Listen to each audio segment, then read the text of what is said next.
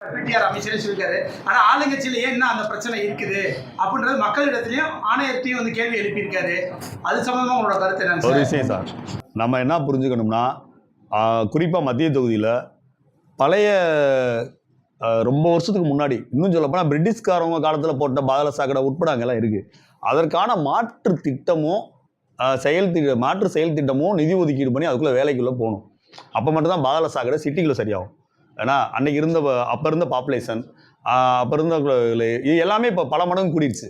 அப்போ அதற்கான ஒரு முறையான நிதி ஒதுக்கீடு செயல் திட்டம் அதுக்குள்ளே போகாதோடைய விளைவு தான் இந்த ட்ரைனேஜ் இஷ்யூலாம் இருக்குது. சில நேரம் சில அதிகாரிகள் கூடுதல் இன்வால்மெண்ட்டாக வேலை வைப்பாங்க, சில அதிகாரிகள் ஸ்லோவாக இருப்பாங்க. பிரச்சனைங்கிறது இருந்துகிட்டு தான் இருக்குது. நம்ம வேலை பார்க்குறத ஒழுங்குபடுத்த வேண்டியிருக்கு. முறைப்படுத்தி எங்கெங்கெல்லாம் தண்ணி போகலையோ அங்கெல்லாம் பம்பிங் மாதிரி ஒன்று பண்ணணும். இப்போ எங்கள் ஏரியா ஜெயந்துபுரத்தில் ஒரு மினி பம்பிங் போட்டிருக்கோம், எங்கள் வார்டுக்கு போட்டு இன்னொரு பம்பிங் கடத்திட்டோம். ட்ரைனேஜ் இஷ்யூ முடிஞ்சு போச்சு. ஆனால் அது எல்லா வார்டையும் செய்ய முடியுமான்னு முடியாது. ஒரு 2 வார்டு 3 வார்டுக்கு ஒரு இடத்துலையாவது ட்ரைனேஜ் இஷ்யூவை சரி பண்ணுறதுக்கு நம்ம அந்த மாதிரியான வேலைகளை செய்யணும். எங்கே இஷ்யூ இருக்கோ அங்கே செஞ்சுட்டீங்க சார். செல்லூர் பகுதியில் அதிகமாக அந்த கழிவுநீர் வந்து வெளியேறி மக்கள் அதிகமாக பாதிக்க. செல்லூர் பகுதியில் நிறையா பணிகள் நடந்துட்டு இருக்கு. நீங்கள் என்ன சொல்கிறேன்னா, செல்லூரில் எந்த அளவுக்கு இஷ்யூ இருக்குன்னு சொல்கிறீங்களோ அந்த அளவுக்கு மாநகராட்சி பணிகள் நடந்துட்டு இருக்கு. நீங்கள் பார்த்தீங்கன்னா தெரியும், கோடிக்கணக்கான ரூபாயை ஒதுக்கீடு பண்ணி அங்கே உள்ள அனைத்து வேலைகளும் நடந்துட்டு இருக்கு. இன்னும் வந்து ஒரு பகுதி நடக்க வேண்டியிருக்கு. ஸ்டெப் பை ஸ்டெப்பாக செய்ய முடியும். இது பூரா பழைய திட்டம் சார். ரொம்ப வருஷமாக எதுவுமே செய்யாமல் இருந்து இப்போ வந்து மொத்தமாக லாக் ஆகி நிற்கிது. ஒரே நேரம் எல்லா பணியும் செய்ய முடியாது. ஆகவே ஒவ்வொரு வேலையாக படிப்படியாக செஞ்சுட்டு இருக்கிறோம். செல்லூர் பகுதியை பொறுத்தவரை மாநகராட்சி வந்து கொடுத்துருக்காங்க. இப்போதே வந்து வரி முறைகேடு சம்பந்தமான ஒரு பிரச்சனை போய்க்கு இருக்கு. ஆனால் மதுரை மாநகராட்சி அதை போன்ற ஒரு தகவலை கொடுத்துருக்காங்க. அதை எப்படி அவர் கொடுத்த உடைய பதில் சரியானு செக் பண்ணணும். ஆர்டிஐலே தப்பாக கொடுத்துட்டு திருப்பி அப்பீல் போயிட்டு சரியான பதில் வாங்குறாங்க. அதுலேயுமே சில பதில் கொடுக்குற அதிகாரிகிட்டையுமே தப்பு இருக்கலாம். நான் அதை பார்த்தேன், நீங்கள் சொன்ன விஷயத்தை பார்த்தேன். அப்போ பதில் கொடுத்தது சரியான போது அங்கே செக் பண்ணணும். அப்படி பதில் சரியாக இருந்துச்சுன்னா சம்மந்தப்பட்ட ஜோனில் இருக்கிற எல்லா இடத்தையும் முறையாக அளந்து வரி போடணும். கோர்ட்டு வழிகாட்டுதல் படி 300 வார்டுகளையும் மறு அளவீடு செய்கின்ற பணி கமர்ஷியலுக்கு முழுசாக நடக்குது. அதில் நீங்கள் சொல்கிறது பூரா வந்துடும். அப்படி இருந்துச்சுன்னா நடந்துட்டு இருக்கு. நிறைய நடக்குது. பணிச்சுமை இப்போ எஸ்ஐஆர் வந்துருச்சு, அதில் பாதி பேர் போயிட்டாங்க உள்ள. இப்படி பல வேலைகளுக்கு நடுவில் இதுவும் போயிட்டு இருக்கு.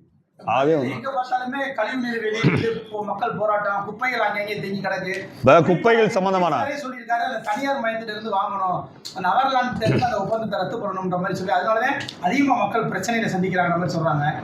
2 விஷயம் குப்பை சம்பந்தமா என்னன்னா, ஒவ்வொரு ஜோன்லையும் வந்து அந்த கலெக்டிங் பாயிண்ட் ஒரு பில்டிங்காகவே கட்டணும்.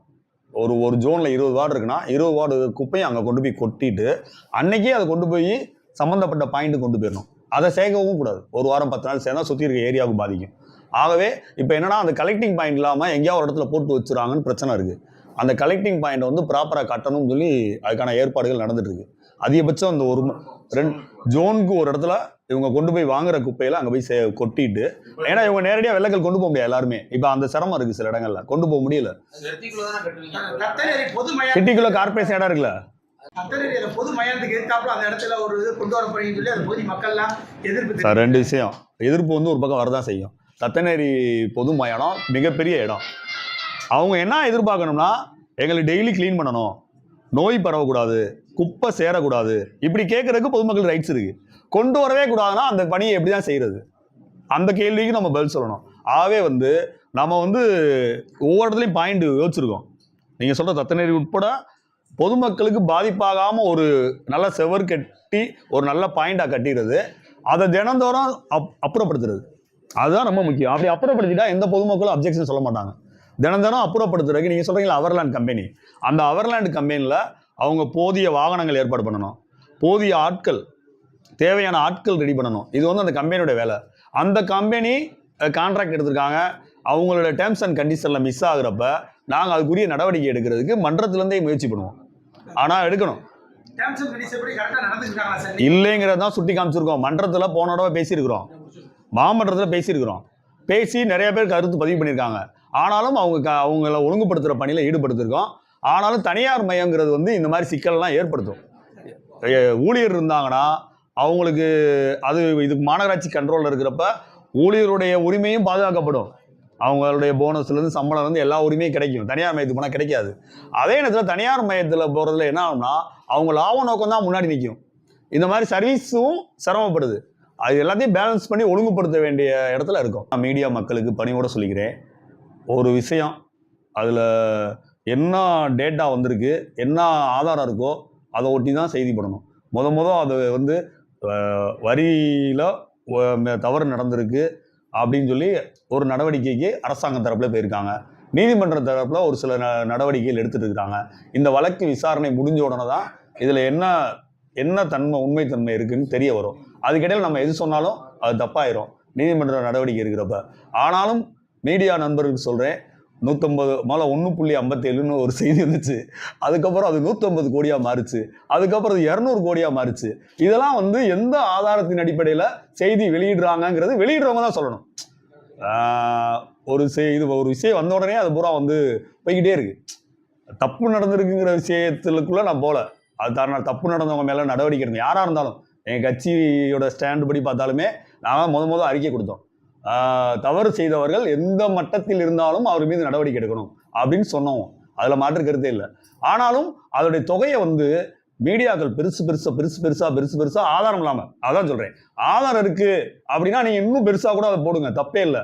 ஆதாரம் இல்லாத ஒரு செய்தியை போட்டு மதுரை மாநகராட்சி மீது அவதூறு பரப்புறதான் அதுவும் தப்புக்கு நடவடிக்கைங்கிறதெல்லாம் மாற்று கருத்து இல்லை. அவதூறுக்கு பதில் சொல்லிட்டே இருந்தால் அது எப்படி சரியா இருக்கும்? அது அவதூறு தான். அந்த தொகைங்கிறதெல்லாம் வந்து இப்போவும் நாங்கள் சொல்கிறோம், அது சரியா நீதிமன்றம் சொல்ற வரைக்கும் அது சம்மந்தமாக வர எல்லா செய்தியும் அவதூறு தான். தொகைக்காக சொல்கிறேன், நான் அந்த ஊழல் அந்த தப்புக்குள்ளெல்லாம் போகல. ஆனால் அது நடவடிக்கை எடுக்கட்டும், பொறுத்து வந்து பார்ப்போம். இந்த தொகையை எப்படி மீடியா ஃபிக்ஸ் பண்ணீங்கிறதா என்னோட கேள்வி. பொதுவாக வந்து மேயர் வேக்கன்சி ஆட்டோமேட்டிக்காக வந்து மேயர் ரிசைன் பண்ணிட்டா இல்லை அந்த போஸ்டிங் காலி ஆகிட்டாலோ துணை மேயருக்கு அதில் இருக்க எல்லா பவரும் ஆட்டோமேட்டிக்காக ஜென்ரேட் ஆயிரும். இதுக்குன்னு எந்த ஒரு ஆர்டரும் போட வேண்டியதில்லை அப்படின்னு சட்டம் சொல்லுது. எல்லா ஆக்டும் அதான் சொல்லுது, அது பிரச்சனை இல்லை. அதில் நம்ம வந்து இந்த காலத்தில் என்னென்ன செய்ய முடியும் அப்படிங்கிறத திட்டம் போட்டு செஞ்சிட்ருக்கோம். அது அதிகாரிகளோட சேர்ந்து ஆலோசனை பண்ணி, இப்போ மழைக்காலமாக இருக்குது. இந்த மழைக்காலங்களில் போன தடவை அக்டோபர் மாதம் 24 இதே இடத்துல நான் பேட்டியும் கொடுத்தேன், மன்றத்துலையும் பேசினேன். நடந்து போகிற தூரத்தில் தான் வைஆர் இருக்குது, ஏன் செல்லூர் கண்மாயிலேருந்து ஒரு சேனல் கொடுக்கக்கூடாது, கொடுத்துட்டா அந்த செல்லூர் இஷ்யூ பாதி சரியாயிருன்னு சொன்னேன். அதுக்கடுத்து ஒரு மாதத்தில் மழை வந்துச்சு. உடனடியாக தமிழக அரசு அதுக்கான நிதி ஒதுக்கீடு பண்ணி அமைச்சர்கள்லேருந்து எம்எல்ஏலேருந்து எல்லாரும் உடனே அந்த வேலையை பார்த்து அந்த பணியை செஞ்சுருக்காங்க. அப்போ இந்த மழைக்காலத்துக்கான அதோடு மட்டும் இல்லை, 14 கால்வாய் தூர் வாரணும்னு சொல்லி தொடர்ச்சியாக முயற்சி பண்ணி இப்போ பல்வேறு வாகனங்கள் சிஎஸ்ஆர் ஆக்டிவிட்டீஸில் நிறைய நிறுவனங்கள் கொடுத்துருக்குறாங்க. மாநகராட்சி புதுசாக வந்து கால்வாய் தூர் வாடுறதுக்கான பிரத்யேகமான வாகனங்களை தொடர்ச்சியாக ரெடி பண்ணி வச்சுருக்குறோம். இது வந்து தமிழக அரசுடைய மாண்புமிகு முதலமைச்சருடைய வழிகாட்டுதலும் அமைச்சர்கள் எல்லோரும் சேர்ந்து இதுக்கான ஒரு ஸ்பெசிஃபிக்காக முயற்சி பண்ணி மாநகராட்சி நிர்வாகம் அந்த வேலையில் இறங்கியிருக்கோம். அனைத்து கால்வாய் தூர் வாடுறது. அதோடு சேர்ந்து இன்னொரு இதுவும் என்னோட ஆலோசனை என்னென்னா, ஸ்மார்ட் சிட்டியில் அதாவது 888 கிலோமீட்டர் மழைநீர் வடிகால் ஸ்மார்ட் சிட்டியில் கட்டினது. அந்த 888 கிலோமீட்டருக்கும் ஆனால் அந்த அவ்வளோ நீளத்துக்கான அந்த மழைநீர் வடிகாலை தூர்வாரணும். அது தூர்வாரினா மட்டும்தான் ரோடுகளில் தண்ணி நிற்காது. 888 கிலோமீட்டர் நீளம் மழைநீர் வடிகால் ஸ்மார்ட் சிட்டியில் பண்ணது. 287 கோடி ரூபா ஸ்மார்ட் சிட்டி திட்டத்தில் மதுரை நகர் முழுவதும் கட்டினது. அது கட்டின நோக்கம் என்னன்னா, சாலைகளில் நீர் தேங்கக்கூடாது. நீர் தேங்கிச்சுன்னா ரோடு போயிடும், தார் ரோடு போயிடும். அதில் மழை ரோடு சேதமாகறோட சேர்த்து மேடு பள்ளம் தெரியாமல் பள்ளத்தில் தண்ணியில் வந்து விபத்து ஏற்படும். ஆகவே அந்த மழைநீர் வடிகால் சிஸ்டம் நல்ல சிஸ்டம். கட்டினிலேருந்து அப்போருந்து எத்தனை வருஷம் நீங்கள் பார்த்துக்குங்க, இப்போ வரைக்கும் அது முந்தைய ஆட்சி காலத்துலேருந்து சரி இப்போ வரைக்கும் தூர் வாடுறதுல பல்வேறு பணிகளில் கொஞ்சம் பின்னடைவில் தான் இருக்கிறோம். ஆகவே வந்து இப்போ என்ன முடிவு பண்ணியிருக்கோம்னா, எல்லா மழைநீர் வடிகாலையும் ஒவ்வொரு பகுதியாக முதல்ல சேனலுக்கு முக்கியத்துவம் கொடுத்துறது. அடுத்த கட்டமாக மழைநீர் வடிகாலை ஃபுல்லாக தூர் வாரிட்டோம்னா ரோடுகளில் எங்கேயுமே தண்ணி நிற்காது. அப்படிங்கிறனால அந்த இதையும் மழைக்காலத்துக்கு ஸ்பெசிஃபிக்காக யோசிச்சிருக்கிறது, அதான் யோசிச்சிருக்கோம். அது போக வந்து வரி நீங்கள் கேட்டதான் சொல்ல வரோம். நிறையா வந்து மத்திய அரசு மாநில அரசு பில்டிங் இருக்குது. மத்திய அரசுக்கு சேவை வரி, ரயில்வே குவார்ட்டர்ஸ் இருக்குது, அவங்களோட பெரிய பெரிய பில்டிங் இருக்குது, இன்கம் டேக்ஸ் பில்டிங் இருக்குது, போஸ்ட் ஆஃபீஸ் பில்டிங் இருக்குது, அவங்களுக்கு சர்வீஸ் டேக்ஸ் வாங்கணும்னு ஜீவோ இருக்குது. அதே மாதிரி மாநில அரசு பில்டிங்க்கு வந்து ப்ராப்பர்ட்டி டேக்ஸே வாங்க வேண்டியிருக்கு. அப்போ இது மாதிரியான பில்டிங்ஸ்லாம் வந்து கட்டிடங்களுக்கு வரி விதிச்சா கோடிக்கணக்கான ரூபா வந்து மாநகராட்சிக்கு வருவாயா வரும். பண்ணலை, பண்ணணும்னு நான் ஒரு ஆலோசனை வச்சிருக்கிறோம். தொடர்ச்சியாகவே பண்ணல. ஆமாம், அதை பண்ணணுன்றது நான் கூட்டத்தில் பேசியிருக்கிறேன். நான் ஆமாம் இல்லை பண்ணுறதுக்கு ரைட்ஸ் இருக்கு, பண்ணலை. பண்ணுறதுக்கான ஒரு ஆலோசனையை அதிகாரிகள் மத்தியில் பேசிட்டு மத்திய அரசுகிட்ட சேவை வரி, ஏன்னா அவங்களுக்கு நம்ம தண்ணி கொடுக்குறோம், ட்ரைனேஜ் மெயின்டெனன்ஸ் பண்ணுறோம், ஆனால் கரண்ட் எல்லாமே வந்து உள்ளாட்சிக்கு ஆனால் அதிகாரம் இருக்குது. அந்த வரியை வசூல் பண்ணால் கோடிக்கணக்கான ரூபா வரும், வருவாய் வரும். அதோடு சேர்த்து நம்ம என்ன சொல்கிறோம்னா சிறு குறு தொழில் மதுரையில் வந்து பெரிய ஃபேக்ட்ரிஸ் எதுவுமே கிடையாது. ஒரு கோயம்புத்தூர் மாதிரியோ மற்ற ஊர்களை கம்பேர் பண்ணி பார்க்குறப்ப இங்கே வந்து தொழில்னு எடுத்துக்கிட்டால் சிறு குறு தொழில் தான் மதுரையில் அதிகமாக இருக்குது. அந்த சிறு குறு தொழிலுக்கு வந்து கம்பெனிக்கு என்ன கட்டுறோமோ, ஒரு பெரிய நிறுவனம் இருக்கும், ஒரு பெரிய ஃபேக்ட்ரி இருக்கும், அவங்க என்ன சொத்து வரி கட்டுறாங்களோ அதான் சிறு குறு தொழில்னு கட்டுறாங்க. அப்போ அவங்களுக்கு வந்து நம்ம வீட்டு உபயோகத்துக்கு போகிறோம்ல ரெசிடென்சியலுக்கு, அந்த வரியை போட்டாச்சுன்னா அவங்க தொழிலுக்கு ஒரு சப்போர்ட்டாக இருக்கும். இதெல்லாம் ஒரு பெரிய அளவுக்கு பாதிப்பாகாது. வருமானத்தை ரைஸ் பண்ணுறதுக்கு உயர்த்துறதுக்கு நிறைய ஆலோசனை இருக்குது. அதை உயர்த்திட்டு சாதாரண மக்களுக்கு பயன்படுற மாதிரி சிறு குறு தொழிலுக்கான அந்த நிறுவனங்கள் எம்எஸ்எம்இயில் இருக்கிற செக்டாருக்கு அப்படியே ரெசிடென்சியலாக மாற்றிட்டோம்னா அவங்க கோடிக்கணக்கான மக்கள் பயன்படுவாங்க. இப்படிதான் சொல்ல முடியும். ஏன்னா லட்சக்கணக்கான தொழில் இருக்கும், அதை சார்ந்து கோடிக்கணக்கான மக்கள் வந்துருவாங்க உள்ள. ஏன்னா மதுரையிலேருந்து தான் சின்ன நம்ம ஜெயந்துபுரம் ஏரியா பார்த்தீங்கன்னா குட்டி ஜப்பான் மாதிரி அனைத்து உற்பத்தியும் இங்கே நடந்து லாரி செட்டில் ஏற்றி வெளியூர் போயிட்டே இருக்கு. அப்போ அதை சார்ந்து நிறைய பேர் பயன்பெறுவாங்கிறதா சிறு குறு தொழில் சமாஜ சொல்கிறேன். அது செய்யணும். அதே மாதிரி குப்பை வரி வந்து என்னுடைய ஆலோசனை என்ன தோணுன்னா, இப்போ என்னோட ஆலோசனை தான், அதிகாரிகிட்ட பேசி அதுக்கான முயற்சி பண்ணுவோம். குப்பை வரி வந்து வீட்டு உபயோகத்துக்கு எப்படி பண்ணாங்கன்னா வரியினுடைய விகிதாச்சார அடிப்படையில் எவ்வளோ வரி இருக்கோ அந்த வரிக்கு ஏற்ற மாதிரி தான் குப்பை வரிக்கு வந்து இப்போ நம்ம கட்டுறோம். இப்போ 500 ரூபா வரைக்கும் வீட்டு வரி இருந்துச்சுன்னா 60 ரூபா குப்பை வரி, 500 ரூபாலேருந்து 1000 ரூபாய்க்குல இருந்தால் 120 ரூபா, 1000 ரூபாலேருந்து 1500 ரூபாய்க்குல இருந்தால் 180 ரூபா. இப்படி வந்து அந்த வரிக்கு ஏற்ற மாதிரி தான் குப்பை வரி கட்டுறோம். ஆனால் கமர்ஷியலுக்கு அப்படி இல்லை. ஒருத்தர் வந்து ஒரு கடை வச்சிருக்காரு, 10க்கு 10 கடை வச்சிருக்காருன்னா 1000 ரூபா மாதம் குப்பை வரினா 12000 ரூபா குப்பை வரி கட்டணும். அவர் வந்து வீட்டு வரியே வந்து 600 தான் கட்டுவார். 12000 ரூபா குப்பை வரி கட்டினா எப்படி சரியா இருக்கும்? 600 வருஷத்துக்கு 1200 கட்டுவார். 10 மடங்கு குப்பை வரி கட்டினா குப்பை வரிங்கிறது ஒரு அடிஷனலாக தான் இருக்குமே தவிர அதுவே மெயினாக இங்கே ஒரு பிரச்சனையாக இருக்குது. அது தொடர்ச்சியாக வணிகர் சங்கங்கள் நம்மகிட்ட கோரிக்கை வச்சுட்டு இருக்காங்க. அப்போ நம்ம என்ன பண்ணணும்னா கமர்ஷியலுக்கும் தொகையின் அடிப்படையில் குப்பை வரியை ஃபிக்ஸ் பண்ணணும். இந்த 2 விஷயம் செய்யணும்.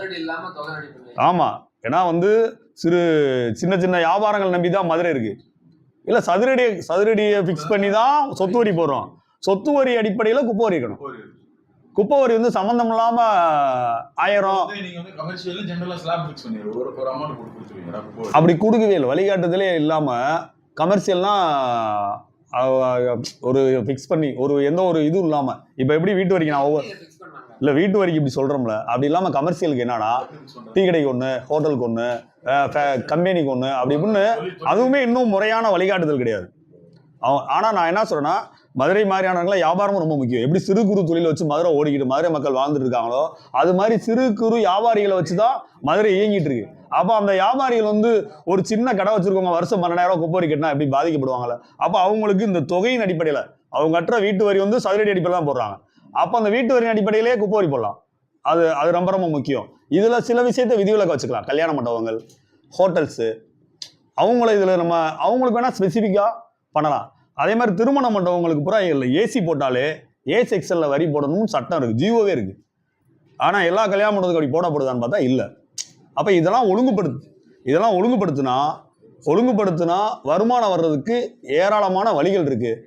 அதை வச்சு மாநகராட்சி வருமானத்தை உயர்த்திட்டு சாதாரண ஜனங்கள் சிறு குறு தொழில் பார்க்குறவங்களும் சரி வியாபாரிகளும் சரி அவங்களுக்கு இந்த குப்பை வரியில் ஒரு விஷயத்தை மாநகராட்சி செய்யணும். அதே மாதிரி சிறு குறு தொழிலுக்கு ரெசிடென்சியலாக போடணும்.